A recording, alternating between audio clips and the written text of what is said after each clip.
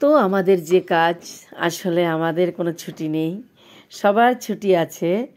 সরকারি চাকরি হোক আর যে কোনো চাকরি হোক, কিন্তু সপ্তাহে একদিন ছুটি থাকে। আমাদের মেয়েদের কিন্তু বা আমাদের বউদের কিন্তু কোনো ছুটি নেই।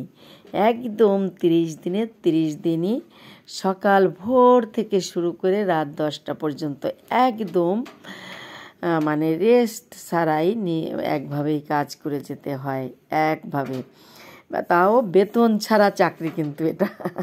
তো সকালে আমি এই যে চুলা মুছে বাসি কাজের কাজ করে তারপর এই যে বিছানাটা ঝাড়ু দিয়ে নিচ্ছি। তো আজকে বিগ বস তাড়াতাড়ি উঠে গেছে, যার জন্য আমি বিছানাটা ঝাড়ু দিতে পারছি। তো আসলে ভুল বললাম, বিগ বস তাড়াতাড়ি ওঠেনি, আজ আমারই উঠতে লেট হয়ে গেছে, যার জন্য কিন্তু একসাথেই ওঠা হয়ে গেছে। যার জন্য আমি বিছানাটা ঝাড়ু দিয়ে তারপর আমি ঘরটা ঝাড়ু দিয়ে নেব। যেহেতু আমি কিন্তু আগেই পূজা দিয়ে নিই, পূজার ঘর আমি কাউকেই ঝাড়ু দিতে বা মুছতে দিই না।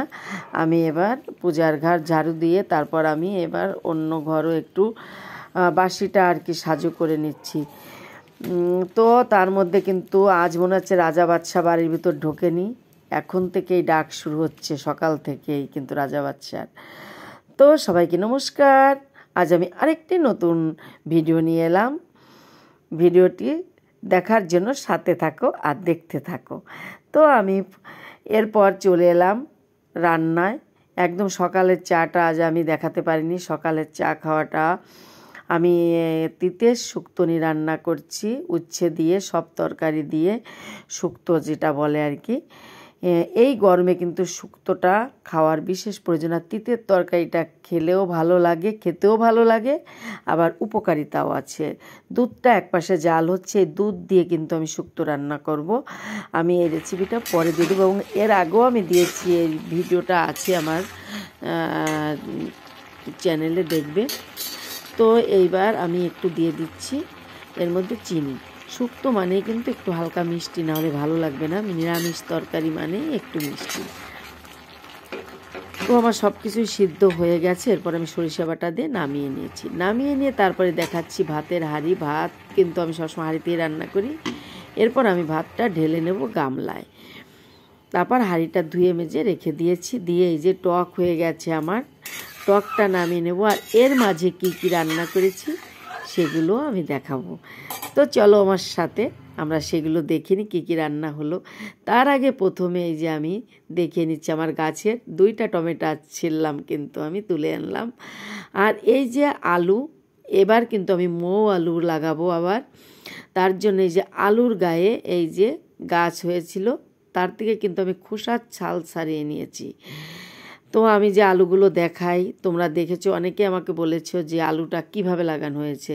তো এই যে এইভাবে এইটাই কিন্তু আমি লাগিয়ে দেব মাটির সঙ্গে কিছু বালি মিশিয়ে। তো একদম আঠালো মাটিতে কিন্তু আলু হবে না, বালি অবশ্যই থাকতে হবে, বালি বা বালু যে যেটা বলে। আমি কিন্তু বালি মিশায়ে তারপর কিন্তু এই গাছটা লাগাবো, এবং লাগানোর পরে কেমন গাছটা হবে সেটাও আমি দেখিয়ে দেব। আর একটা উপকারী জিনিস আমি এখানে রেখেছি, কুমড়োর বিচিটা। আমি কিন্তু এই কুমড়ো আনলে কুমড়োর বিচিটা ফেলে দিই না, আমি সবসময় এভাবে রেখে দিই একটা পাত্রে, শুকিয়ে যায় বাদামের মতো ছুলে আমি খেয়ে নিই, কারণ এটা কিন্তু অনেক উপকারী।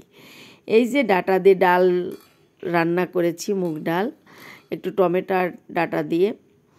আর এখানে টক রান্না করলাম, এটা তো দেখতেই পেলে। আর রান্না করেছি পনির, পটল আর আলু, সয়াবিন দিয়ে। এটা আমার কিন্তু রাজেশবাবুর খুব প্রিয় খাবার। ও যাওয়ার পর এই আমি প্রথম রান্না করলাম এটা, আজ নিরামিষ তার জন্য। আর এই যে শুক্তো কিন্তু সরিষা বাটা দেওয়ার পর এরকম হয়েছে। আর একটু তরমুজ আছে, কালকে পূজা হয়েছিল, সেই তরমুজ আছে, আমি বের করে রেখেছি। এই যে বেলের শরবতটা করে রেখেছি, বিগ বস আসবে রোদ্দুর থেকে, শরবতটা খেলে শরীরটা ঠান্ডা লাগবে, ভালো লাগবে। পুজোর প্রসাদ সবাইকে দিয়ে দিয়েছি, সামান্য একটু প্রসাদ আছে। আর নিরামিষের দিন রান্নাটা কিন্তু একটু বেশি হয়ে যায় ভাগে ভাগে করতে করতে। তো এই যে চলে আসছে, আসলে অনেক গরম পড়েছে, সেই জামা খুলে ফেলেছে, শুধু গেঞ্জি পরেই সে খেয়ে নিচ্ছে শরবতটা। এরপর কিন্তু আমরা দুপুরি খাওয়ার পর চলে যাবে, তাই আমি কিন্তু তাকে এই তরমুজটা কেটে দিচ্ছি। আবার একটু ছোট ছোট করে দিলে মানে বাচ্চাদের মতো আর কি দিলে ভালো খায়। আমার রাজেশবাবুকেও কিন্তু আমি এইভাবেই কেটে দিতাম তরমুজ। ওকে যত সময় আমি না দিতাম তত সময় কিন্তু আমার রাজেশবাবু কোনো জিনিসই খেত না, খায় না আর কি, ওকে দিতে হয় হাতে করে সব কিছু। তো তারপর সন্ধ্যার চা বসিয়ে দিয়েছি।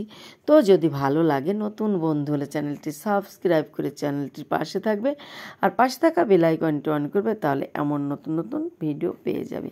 আর যারা চ্যানেলটি সাবস্ক্রাইব করেছে তাদেরকে অসংখ্য অসংখ্য ধন্যবাদ।